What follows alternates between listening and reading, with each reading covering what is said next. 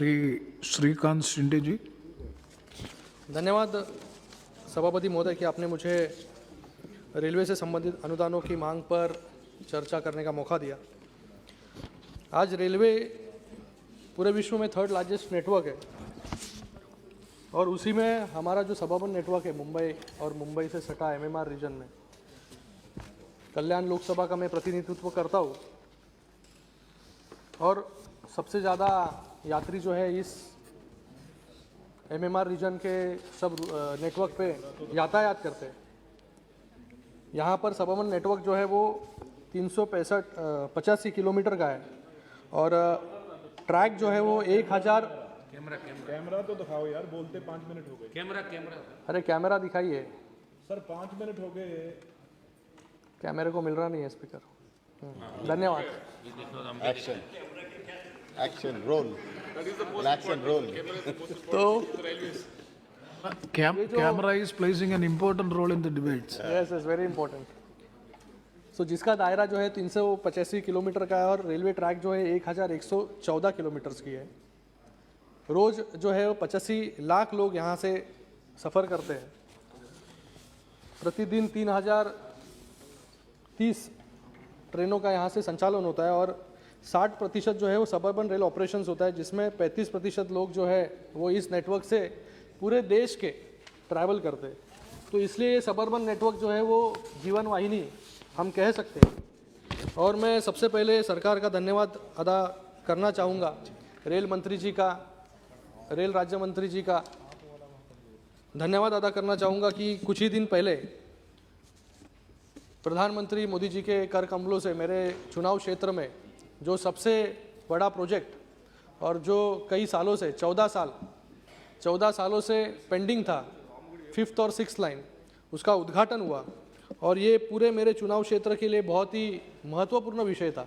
तो इसके लिए मैं बहुत बहुत धन्यवाद अदा करता हूँ कि जिसका कार्य जो है 2015 के बाद सही मायने में शुरू हुआ, लेकिन अभी 5th और 6th लाइन कार्यान्वित हुई है और उसके ऊपर जो रेलवे ने ट्रेन शुरू की है वो सिर्फ AC लोकल्स।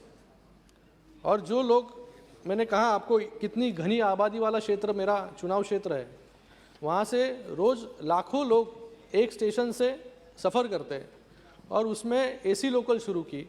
और वो AC लोकल का अगर हम देखेंगे डिटेल्स तो फरवरी 1 से मार्च 11 तक सिर्फ 65,000 यात्री जो है उसके ऊपर सफ़र कर पाए।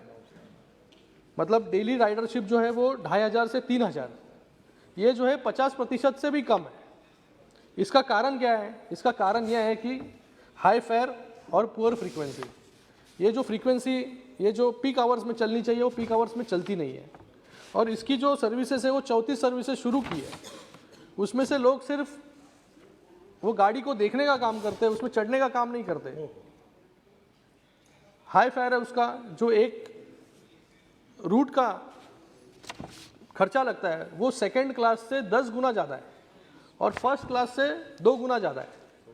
तो फेयर कम करने की आवश्यकता है, नहीं तो AC लोकल जो है वो ऐसे ही खाली चलती रहेगी।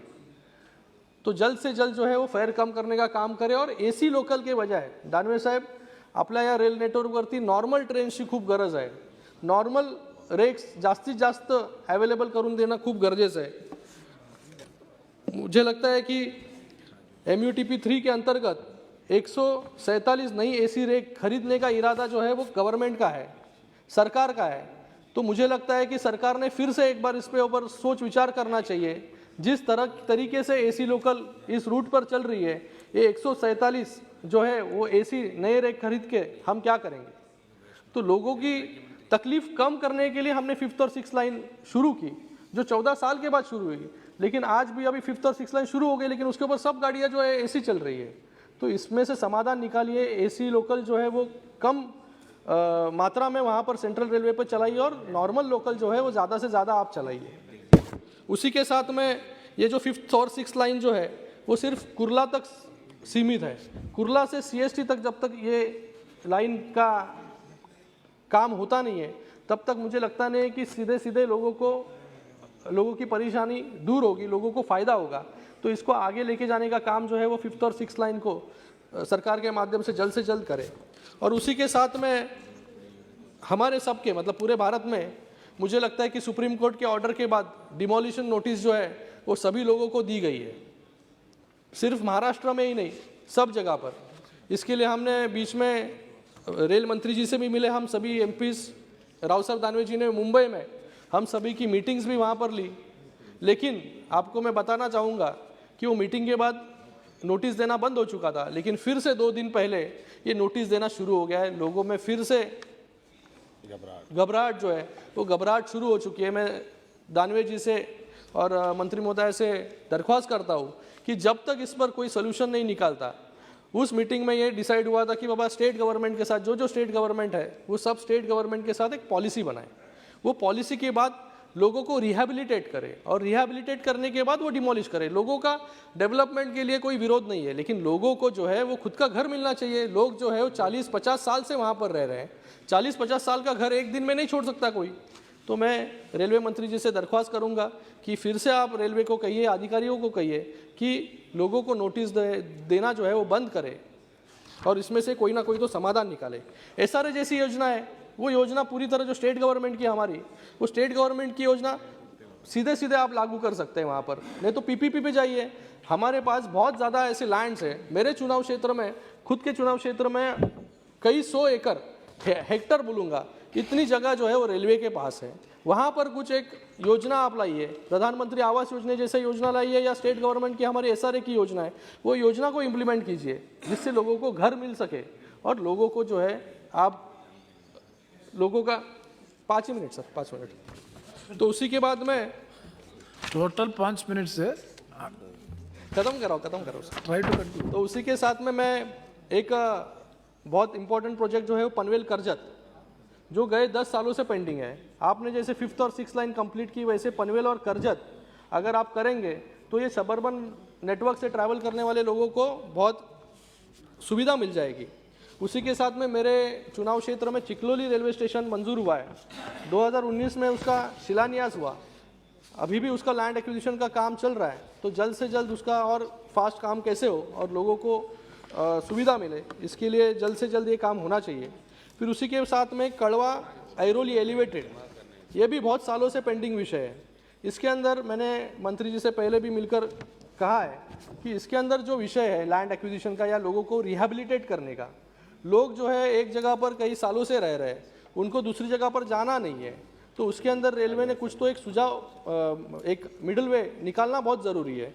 उसके अंदर DFCC कॉरिडोर, उसी के साथ में DFCC कॉरिडोर भी मेरे चुनाव क्षेत्र में। DFCC के लिए पहले लोग तैयार नहीं थे दूसरी जगह पर जाने के लिए, तो DFCC ने उसके अंदर एक सोल्यूशन निकाला कि cash compensation, directly cash compensation उनको खत्म कराओ सर, एक ही पॉइंट है, कैश कंपनसेशन जो है डायरेक्टली दे दिए। तो लोगों ने कैश कंपनसेशन लेके तुरंत दूसरी जगह पर शिफ्ट हो गए। तो मुझे लगता है कि DFCC के माध्यम से जैसे कैश कंपनसेशन लोगों को हम दे रहे हैं, अन्य जो प्रोजेक्ट है 10-10 साल, 14-14 साल, मतलब 10 साल पहले जो प्रोजेक्ट 100 करोड़ का है वो 10 साल के बाद 1000 करोड़ का हो जाता है। तो इसमें से एक समन्वय करके स्टेट गवर्नमेंट, आप, तो इसमें से सोल्यूशन अगर निकालेंगे तो जो एस्केलेशन होता है, कॉस्ट एस्केलेशन, वो भी कम हो सकता है। तो उसी के साथ में सर एक दीवा वसई की फ्रीक्वेंसी बढ़ाने का यहाँ पर बहुत बड़ा विषय है, उसकी फ्रीक्वेंसी ज़्यादा से ज़्यादा आप बढ़ाएं। फिर उसके साथ में 3rd और 4th लाइन मेरे चुनाव क्षेत्र में है, जो कल्याण और बदलापुर तक जाती है कल्याण से, तो उसका काम अभी लैंड एक्विजिशन का शुरू हुआ है। तो जल्द से जल्द वो भी काम अगर होगा तो लोगों को इस रेल नेटवर्क पर सफ़र करने में सुविधा होगी। अब समाप्त कीजिए। अभी समाप्ति कर रहा हूँ सर। और इसी के साथ में कोंकण रेलवे जो है, मेरे चुनाव क्षेत्र दीवा है, दीवा में बहुत बड़े पैमाने पर लोग जो है कोंकण के रहते हैं, तो ज़्यादा से ज़्यादा ट्रेन जो है वो कोंकण में जाने वाले वहाँ पर रुकाए तो लोगों को सुविधा होगी, नहीं तो लोगों को मुंबई जाना पड़ता है, कल्याण जाना पड़ता है। और उसी के साथ में मेरे चुनाव क्षेत्र से हटकर है उस्मानाबाद, हमारे जो